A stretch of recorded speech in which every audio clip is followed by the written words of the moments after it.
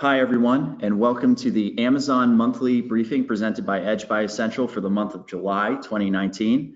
Thank you all for joining us today. To our new attendees, welcome. To our regular attendees, good to see you again. The Amazon monthly briefing is where we recap the top developments from Amazon of the past month and give insights and analysis around what they mean for suppliers, retailers, and other members of the retail value chain. This month, I'm excited to announce a special edition version where we've got a panel where we'll be looking at Q2 results and Prime Day, as well as looking at a couple other top developments from the past month. Before I get into introductions, a couple pieces of housekeeping. Three, I might add, is that you are on mute, but feel free to ask any questions you might have throughout the webcast using the Q&A tool and GoToWebinar. Additionally, there's going to be poll questions that we'd really appreciate you answering after I close out GoToWebinar. And then finally, a recording and the deck from today's webcast will be distributed to all attendees via email in the coming days after the call. But with that, I'd like to introduce who I have joining me on the call today. We've got from the Edge by Ascential team, two of my colleagues, Chris Perry, VP of Global Education here at Edge by Ascential, and then Danny Silverman, our Chief Marketing Officer. Hello. Joining us from one of our sister companies here at Edge by Ascential is co-founder of Flywheel Digital, Patrick Miller. We're really excited to have Patrick here with us today. Flywheel is a collection of practitioners who have solved the most challenging e-commerce problems for numerous Fortune 100 manufacturers. Their team of account managers, search specialists, data scientists, and software developers work together to provide a tailwind to client businesses via industry-leading e-commerce management, analytics, and reporting, and digital advertising via their proprietary software stack. So really excited to have Chris, Danny, and Patrick here with me today as we cover what's been a very busy and active month for Amazon. Before we get started, I'm actually going to toss it over to my co-host here, Chris, to talk a little bit about some in-person events we have coming up. Yes, no, thank you, Jack. Again, my name is Chris Perry. I have the honor of heading up our executive education programs, including our webcasts and our virtual events. But along with that, for anybody who's interested in anything Amazon and everything Amazon, we have an awesome schedule of in-person events coming up that we just like to share with you in the case that you're a brand practitioner interested in driving and mastering growth on Amazon.com. First, we have our eHackathon Seattle coming up on September 24th. This is an exclusive full-day Amazon-focused summit where you and fellow practitioners from brands will work closely with insiders and experts on the latest best practices and strategies needed to master growth on this mega platform.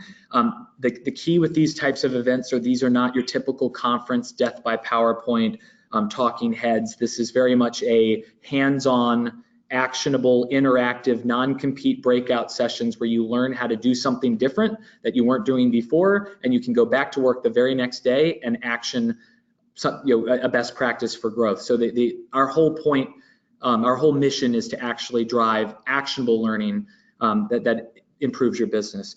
In addition to our Seattle event, for those based in North America, we also have our next eHackathon London on October 22nd and 23rd. Day one, the 22nd, is focused on Amazon. Day two is focused on kind of winning the omni-channel digital shelf. So we welcome all of you. You can register on our website. We have early bird rates and group discounts. So we'd love to have you join us for anybody who's interested in getting hands-on beyond the virtual learning. So thanks so much.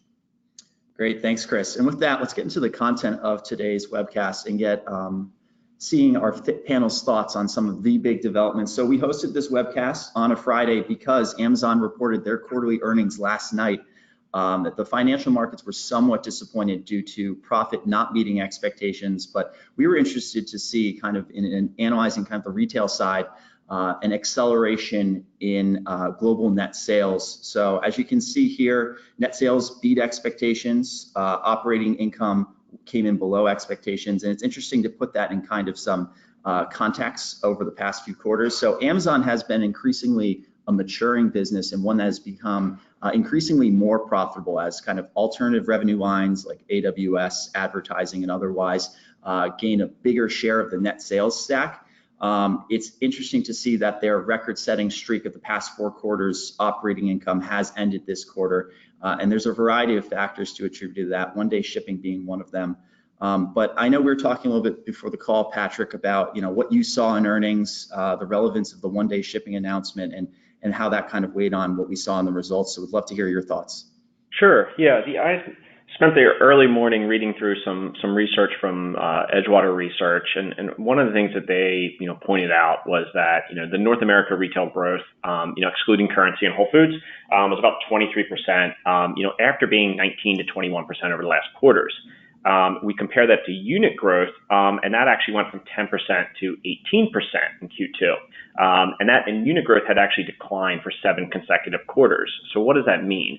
It means they mix shifted to lower ASP items, i.e., the huge investment that they're making in one-day shipping is working, as that is principally going to benefit the CPG industry, which is going to have a lower ASP than what we would see, in some of Amazon's dominant, hardlines categories. And then we dig in that even a little bit deeper and sort of how they're investing. The overall shipping cost as a percentage of net sales at about 14%. Was the highest that it has been in 5 years. They are playing the long game here. They are investing forward, and they are returning to growth at the expense of profit. And so I think over the last few quarters, they showed Wall Street, that they can be profitable when they want to be. But right now they don't want to be, or they want to be less profitable. They want to drive growth. They want to drive a great customer experience. And in order to do that, they need to make a substantial investment. They even said last night on the earnings call that they actually exceeded the $800 million forecast that they had talked about earlier, in one-day shipping. And I think we're starting to see that customers love it, and we're seeing the acceleration when it comes to unit growth. Yeah, it's interesting, kind of a little bit of short-term pain in terms of their margins for long-term success in kind of resetting shopper expectations. One of the interesting things I heard on the call last night was the Amazon management talking about a whole new consideration set of items enters the shopper's thought process when they have them available to them in one-day shipping versus 2 days, which is a little bit surprising, but I guess should make sense. 1 day almost feels like you didn't even realize you ordered it and it's at your doorstep, versus 2 days is perhaps a little longer. So we've definitely got a bit of a one-day shipping arms race we're seeing here. I know one other thing. Yeah, and sorry, go ahead. No, go ahead, Patrick. I would say that there's a reason that every strip center has a grocery store at the end of it. That frequency of trip, that it drives. Amazon is trying to do the same thing with one day, and then sort of moving up sort of mental availability within the platform, and then helping customers discover the vast selection that they have. And so oftentimes, people are going to Amazon. They don't even necessarily that they know that Amazon, sells products that, that they need day in and day out. Something like dog food, where it's oftentimes a specialty trip. When customers discover that Amazon does sell something like dog food, and then the customer doesn't have to make a separate trip and then lug 30 pounds of dog food home, but your dog is going to want to eat tomorrow. So, the one-day shipping is going to accelerate businesses like that. Yeah, I find it interesting. I mean, it's not surprising because I think the market always responds this way, but at some point, does Amazon ever get the benefit of being an established long-term focused company? Because I feel like everyone's always looking, obviously everybody wants, in the market to see the success that was forecasted, but when something doesn't go according to the forecast for what is very clearly proven track record of success, I feel like the immediate, the immediate reaction is always the same. It's, stock prices fall, there's doubt, there's, and I just find that I do feel like this plays to this whole like quarterly capitalism effect that actually in so many cases is what guides most of the traditional players to not make the right decisions long term. Whereas I feel like Amazon just says, I'm not saying they can't, that they don't feel the influence of the market, but they just say, I'm gonna suffer this right now, and whatever pains come my way, both that I'm incurring, but also that are incurred to me by the market, because I know long term I'm going to be winning. And at some point, aren't we all smart enough? And this is a hypothetical question, but aren't we all smart enough to know that when we see something slightly concerning, it's not really that concerning because they've done this time and time again? I don't know what, I just find that so funny. Everybody suddenly assumes that they're not going to succeed, and they haven't not succeeded yet because they have that wandering strategy where they test and learn 20 things at once and then go with the winner and then test the next 20 things. So I feel like they're being defined by traditional means, and they've never lived by traditional means. Particularly, I think, in fulfillment logistics as well. There was some commentary last night with very high confidence around how they've across their entire history transitioned their fulfillment center network and their logistics network for a variety of new offerings, everything from when they transitioned into more categories outside of initial books, then when they added 3P selling and services via their own fulfillment center via Fulfillment by Amazon, then with the Prime 2-day shipping promise, and then now with Prime escalating again to 1-day shipping. So they've proven time and time again that when they make big bets in the areas of fulfillment speed, and convenience, they generally see outsized positive results in the eyes of shoppers, and it works out in the long term for them. They haven't had major failures in this area for sure.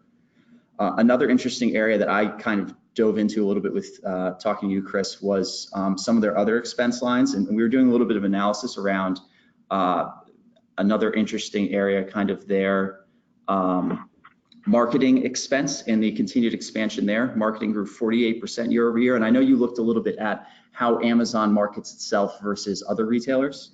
And to be fair, I realize an Amazon is a very different animal compared to some of the traditional retailers, but again, as the Walmarts and the Targets of the world especially build out comparable or starting to become comparable ecosystems to an Amazon well beyond traditional retail, it's just interesting to see the discrepancy between the percent of net sales that an Amazon invests in general in their marketing efforts compared to some of those top players in the retail space, as well as the fact that they also increased it in Q2 versus their full year 2018 numbers. So just for a couple stats, in Q2, Amazon spent 6.7% of net sales in marketing, and everything marketing for its business, up from 6%, approximately 6% from full year 2018. So it's not surprising as they expand their business and expand their offerings and are pushing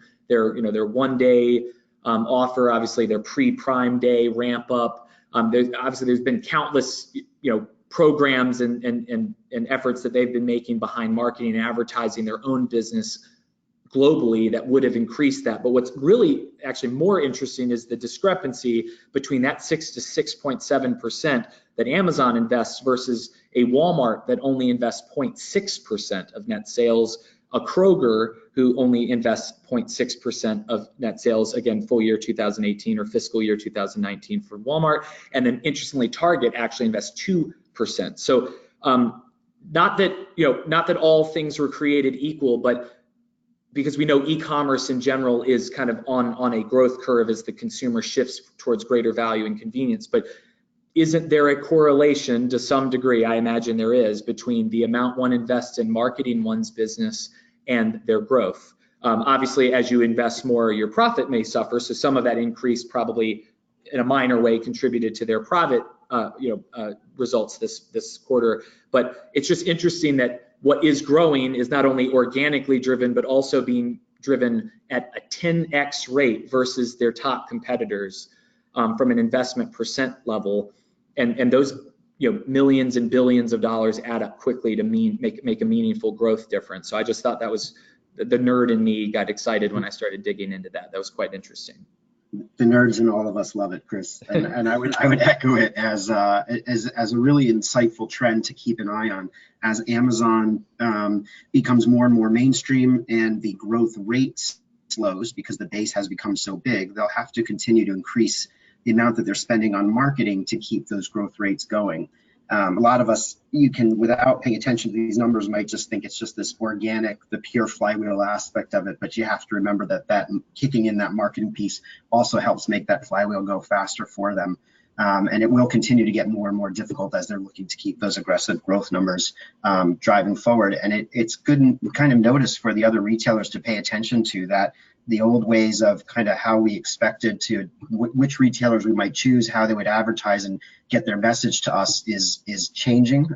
And there's a lot to compete with, even with Amazon on that front, beyond just trying to compete on price and availability and selection and so on.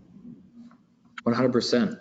Absolutely. And I think it is interesting, that point you make, Danny, about Amazon is growing off of such a massive base already that it's tough in terms of looking at their net sales lines to really sustain those above 20% global net sales growth rates that many in the investor community and in the market are looking for.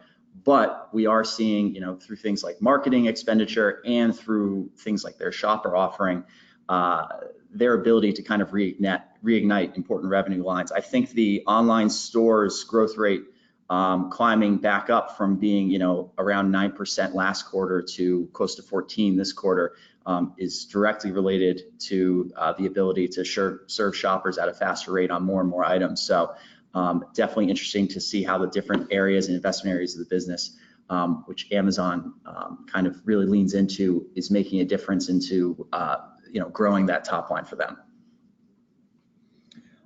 I think, the next big headline of the past month would be Prime Day. We saw Prime Day, again, being a major success for Amazon.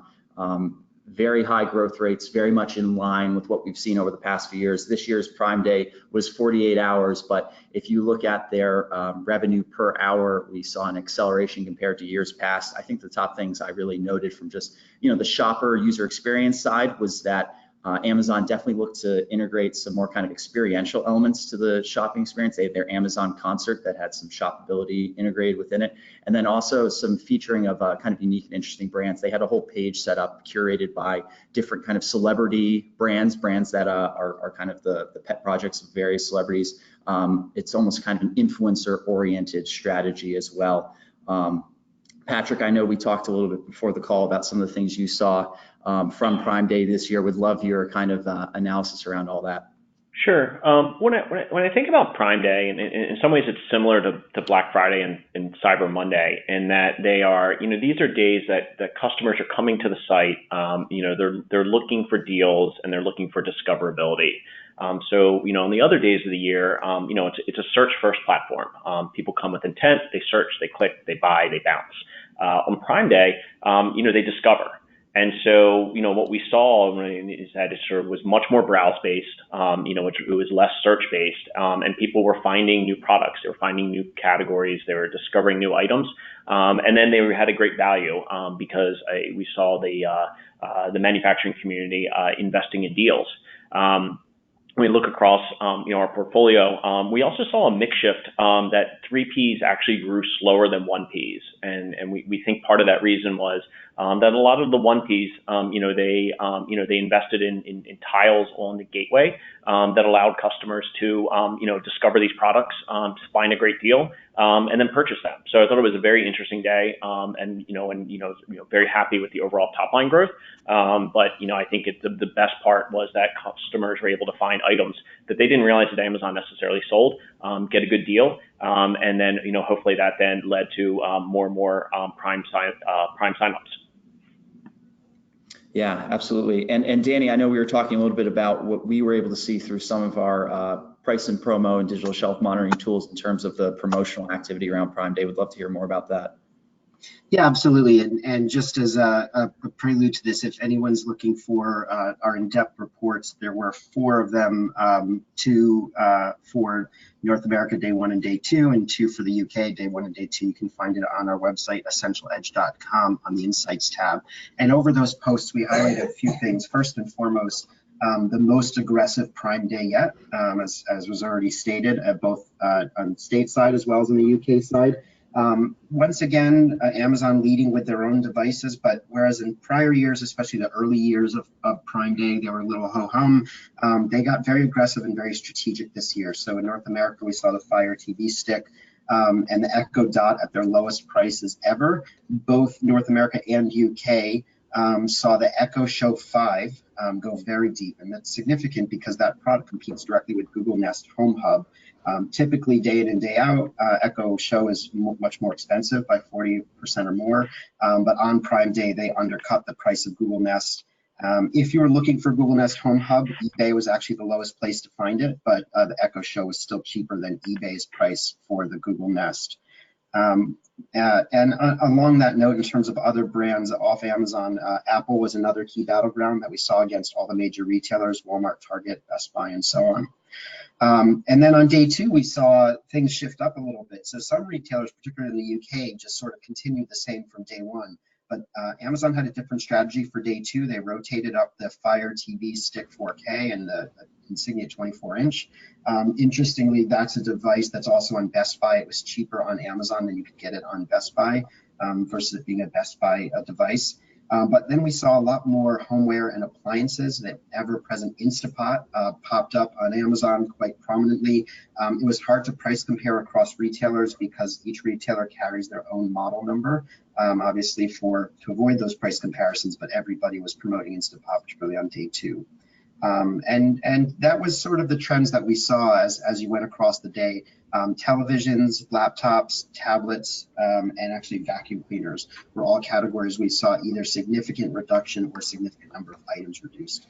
So very interesting to see Amazon's strategy, and while lots of retailers were aiming to maximize the value of Prime Day, obviously Amazon being the leader on it kind of had that edge on what the strategy would be for each day by category, and left the retailers basically trying to figure out how to have their own strategy, their own categories they would focus on, and then on day 2 trying to match where they could to try and recover any lost ground from the first day.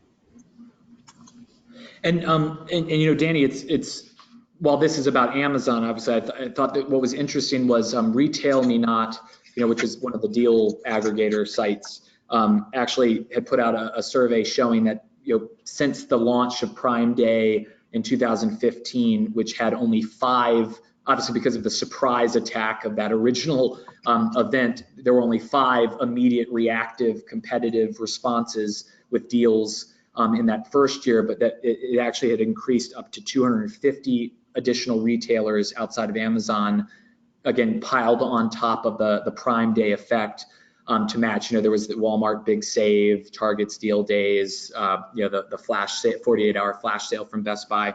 And so, I mean, obviously it was interesting that, not surprising, but interesting that everyone has rallied behind this kind of Christmas in July, Cyber July event. The one thing, and again, not that we're going to influence Amazon or the broader retail-scape through one webinar, but you know, I think the thing that always comes to me now is like when I shop as a shopper on the Cyber 5 holiday, it's arguably it's the pre-season to the holidays. So a lot of the shopping still may be technically for me, but there's this sense of like I'm buying for others too. There's a season behind buying, you know, and discovering new things that might be gifts, again, either for myself or for others. So there's this almost like slightly altruistic element to that they don't even have to plus up a ton because it's the season of giving and the holidays that you're leading into. But with this July event, what's interesting is obviously from a business perspective, there's tons of, you know, Patrick made an awesome point about it. It's like it's Amazon's, in this case, chance to be a discovery platform more than ever before, because it's normally a spear phishing platform for very specific need states or shopping trips.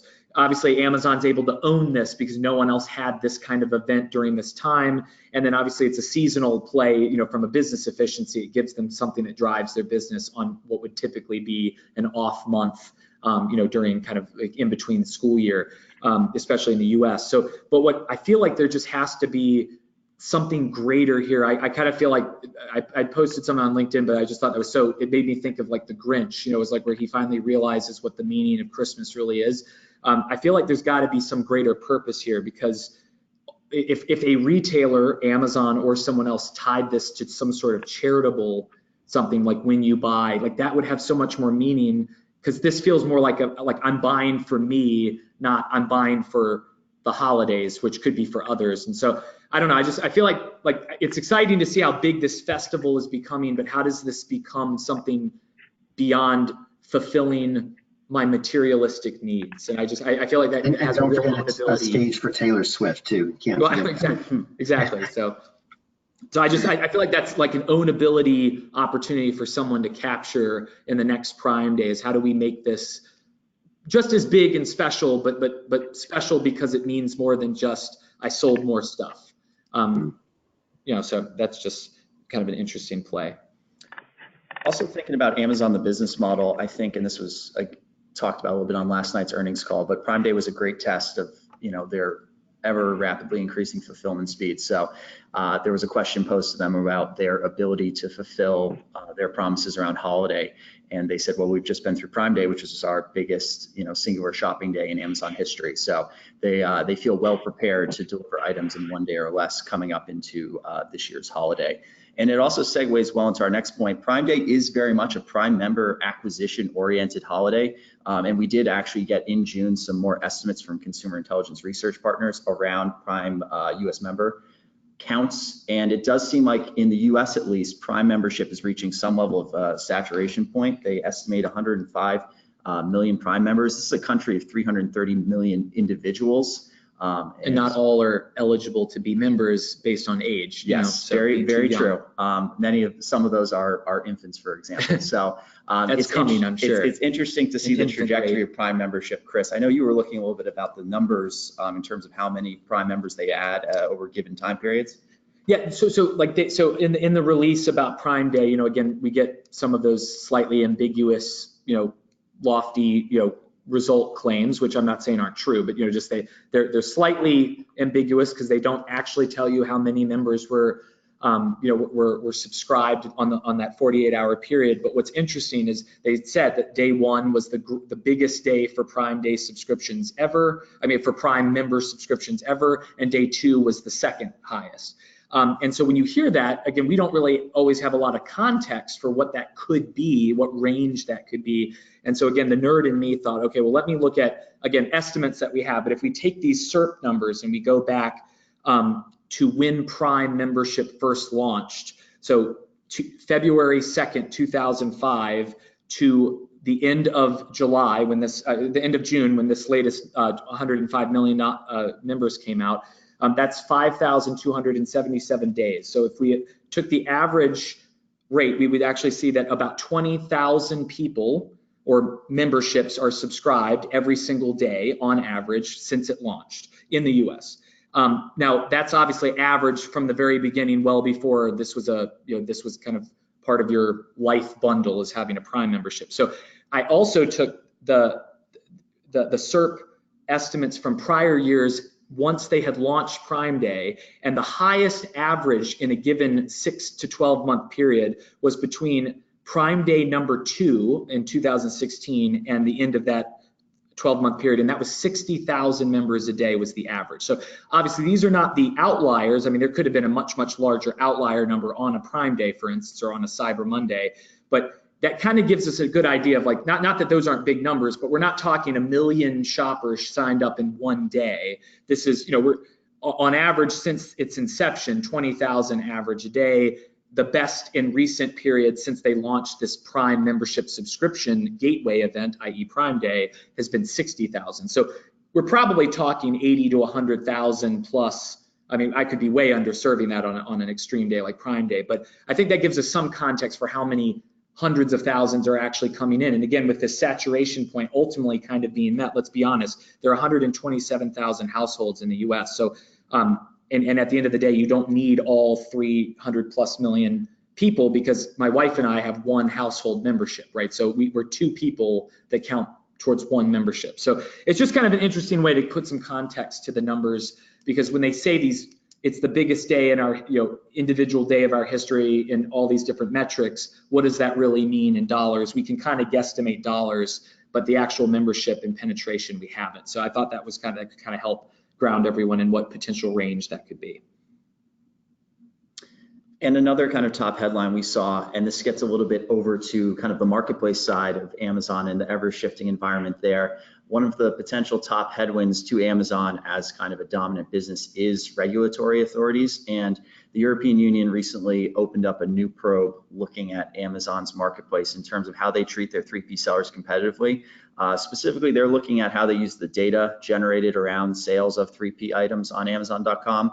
They also look at the ability of 3Ps to access the buy box, which is somewhat of a black box to many out there. And then additionally, they're just looking at Amazon's positioning of, is it a retailer or is it a marketplace? They derive all of this revenue off of their third parties, these small businesses.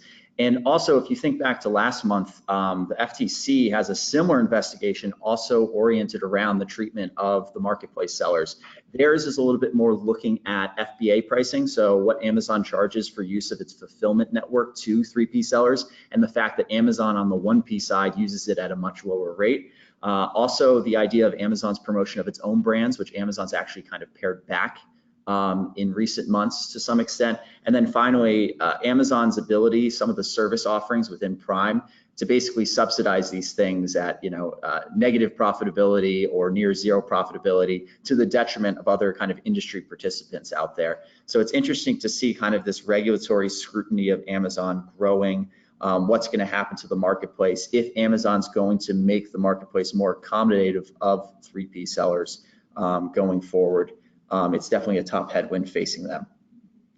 I think kind of in the realm of looking at the marketplace, an additional topic that we saw come up this month was the transparency program has been extended outside of the US. For those of you who are unfamiliar, transparency is a program where brands in brand registry can register the barcodes of their individual items. Those barcodes can be scanned throughout the value chain and by the end consumer to ensure that the items are real.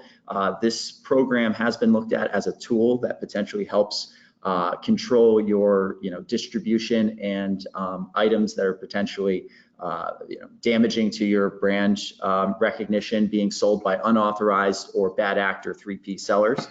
So this program has been extended to Canada, Europe, and India.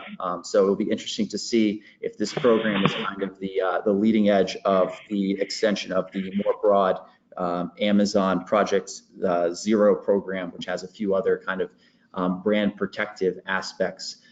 Patrick, we have you on the line now, and I'd be really interested to hear from you in terms of brand registry and brands kind of management of rogue 3Ps and these marketplace dynamics. Have you heard positive things about programs like this? Have you heard negative? Really interested in your take. Yeah, no, I think, Amazon's trying hard here.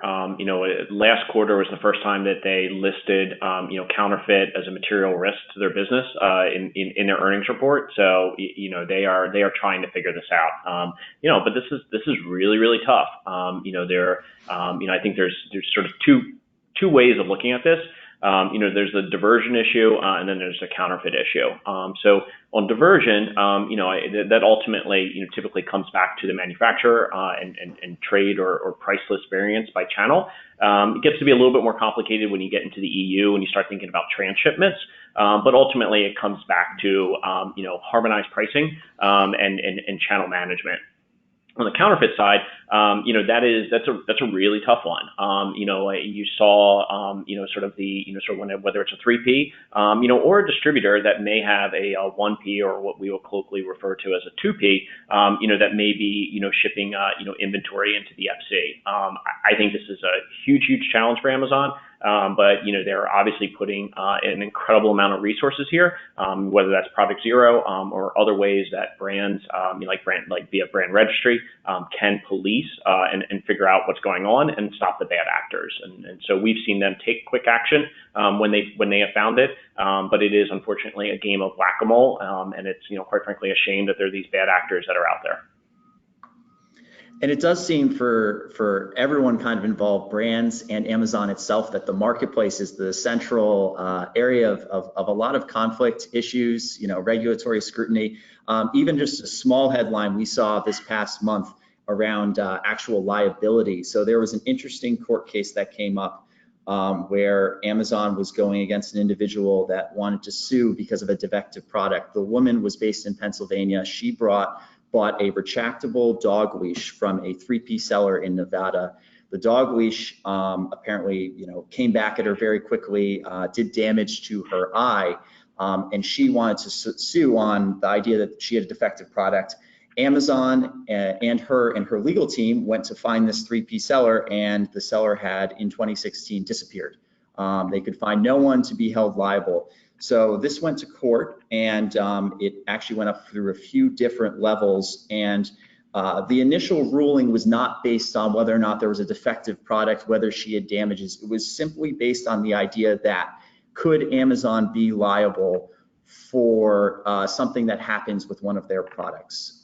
Could they be liable? Not are they liable? And this court ruled that Amazon, enables these third-party vendors, and they can be found liable for anything that happens with these products. This has really broad implications for Amazon, from a legal perspective, long-term. And putting tighter restrictions in place to make sure they're controlling the quality of what's being sold and the quality of the people selling. Absolutely, and it lends itself very well to kind of Patrick's point about Amazon increasingly focused on things like counterfeits. So here we have a potentially not defective product, but counterfeits is another big issue. Expired items is another large issue. Items that are from other countries that are not authorized to be sold in the U.S. Major issues that potentially Amazon could be liable for going forward. So definitely a concern area for the marketplace.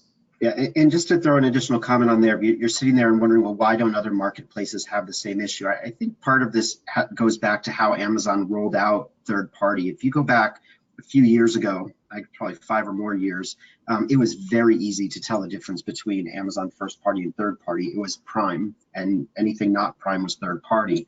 But since third party was brought into Prime, and ever since, even myself as spend some amount of time focused on Amazon, every now and again I'll accidentally buy from a third party when I thought I was buying direct from Amazon. And it's that differentiation on the site that makes it really hard to know when you're buying from Amazon or 3P that I think is something that's going to give them a challenge when these legal challenges come up. The other thing I would just add to this storyline, and while it's not as much about defective or counterfeit, I always want to call out reviews in the same conversation, because the amount of fake, fraudulent reviews that are out there continue to disrupt the overall Amazon shopper experience, and is another area that I would look for them to do something about more aggressively beyond what they've already done to date. Absolutely. It's a definite area I think we're going to see a lot of shifts and changes on going forward.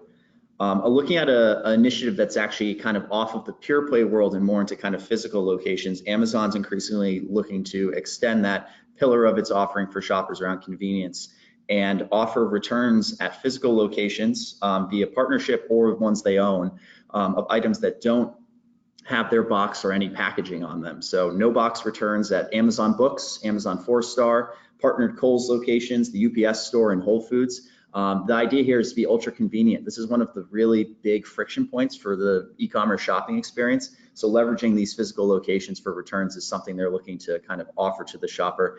Chris, I don't know if you have any perspective here around what shoppers are looking for. You actually were telling me about some stats that you found here that we've put on a slide around what shoppers do expect around e-commerce shopping. Yeah, no, I thought this was so interesting, because I think ultimately the retailers obviously have their own data, their own qualitative feedback from shoppers, but there was a recent survey that was done that kind of flagged what key factors online shoppers use to define what a positive experience is with an online brand / retailer, which ultimately implies that would drive repeat loyalty.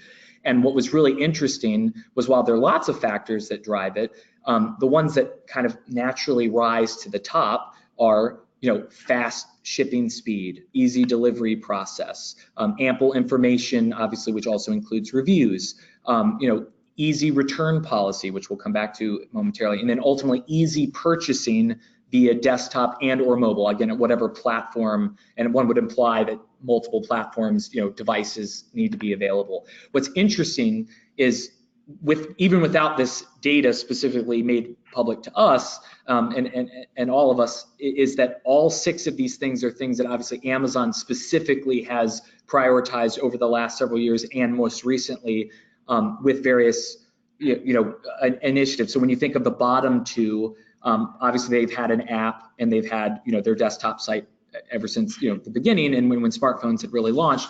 But when you think of like the one-click ordering capability, even like the dash button, but then what became kind of the dash translation to the mobile phone, and on your again, trying to make things as easy to repurchase as possible. Again, easy, reasonable return policies, number 4. They already, to be honest, have a relatively easy return policy in the sense of online shopping, but now this is even easier and now more available than ever before. And we can imagine that's going to continue to expand. They are the #1 product search engine for a reason, both because they're the everything store and because they have some of the greatest number of reviews and are prioritized for enhanced product content by all the brands and sellers. So that hits #3. And then when you think of fast shipping and easy delivery, this goes back to this last mile fulfillment war that is the one-day shipping and ultimately same-day delivery battle that we've seen being played out by Amazon, Walmart, Target, et cetera. So it's just interesting to see where this just validates why these areas are so important. What is interesting though, just to flag on the right side, is if you're a retailer looking to win, to stand out versus quote unquote in Amazon or other players in the market, it's not to say that things on the right side of this chart don't matter. When you think of customer service, some of the brands that have been able to shine and grow in and around these mega tech giants have been like the Chewy.coms of the world. The Zappos is obviously was acquired by Amazon in the past, but again, who really played up the customer service angle, the human angle. So I think and obviously some of the D2C brands that really play off like tailored personalization. So they're not necessarily going to get to the scale of an Amazon anytime soon, but that's not their point, because they're carving out their own niche. So I think this was kind of an interesting validation, if nothing else, of kind of what the playbook is for Amazon and others to, again, create that seamless, frictionless experience. Great.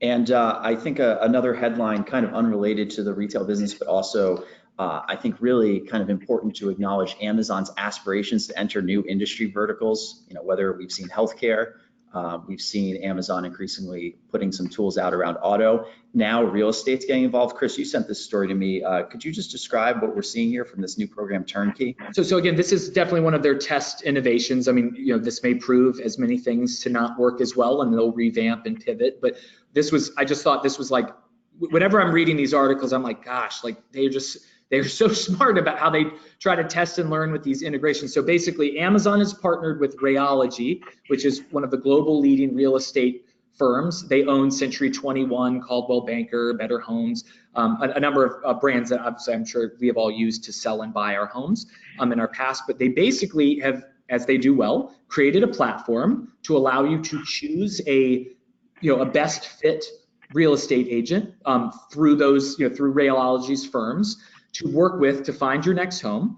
Obviously, the real estate agent does the work to help you find those homes as they normally would.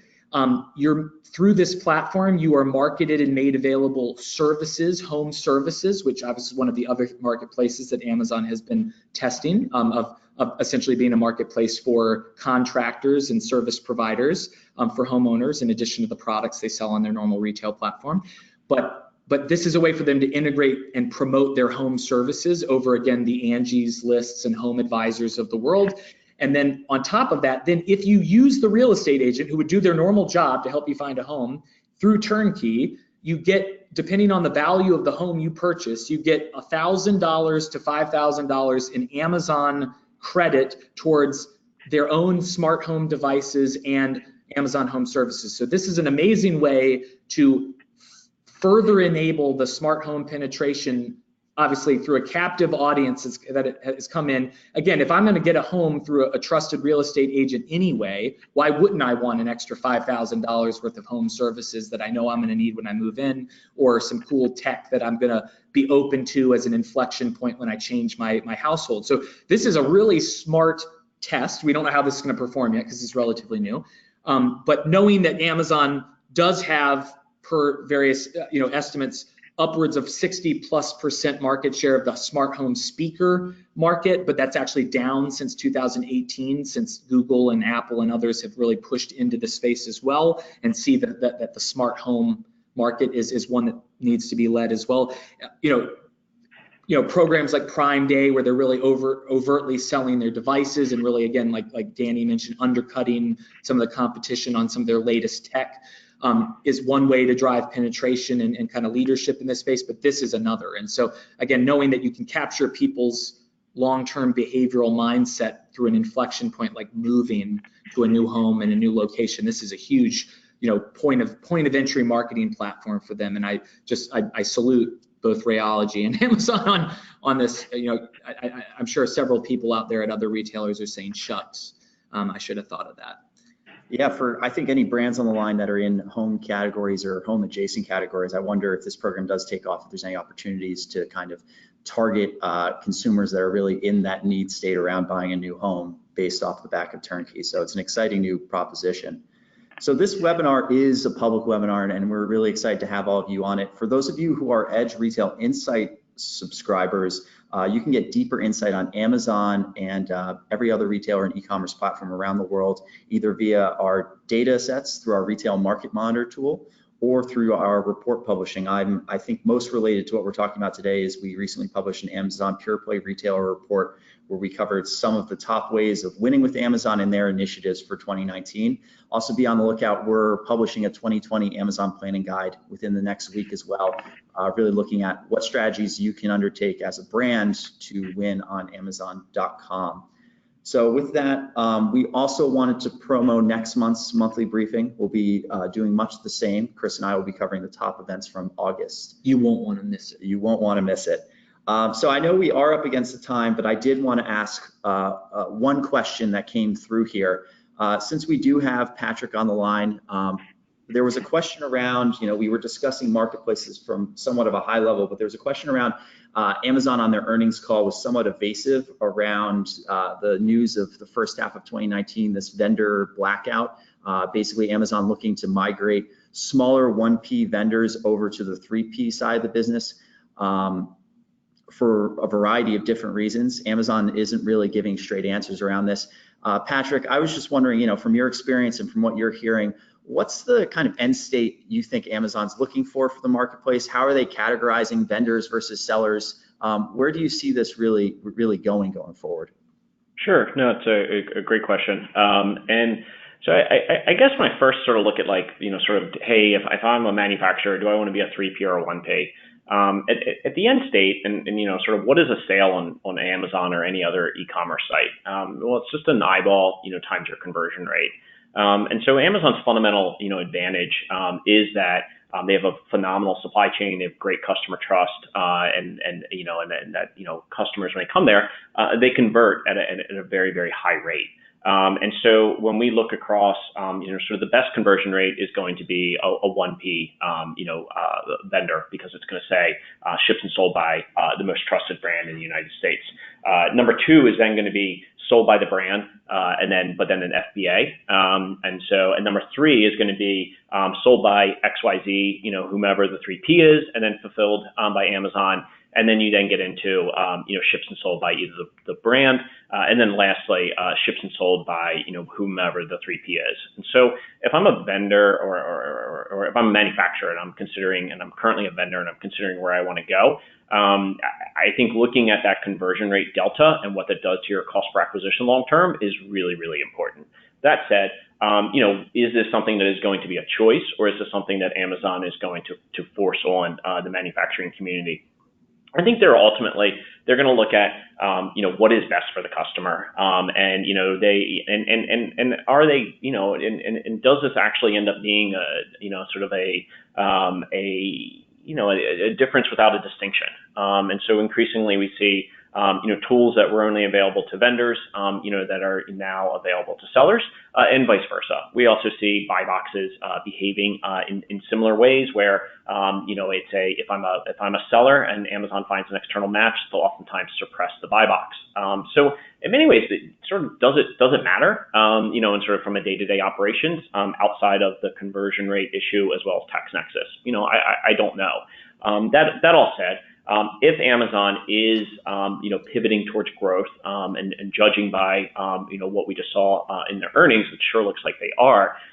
They're very good at math, and they are going to know where is their conversion rate going to be highest, and that's going to be with the 1P.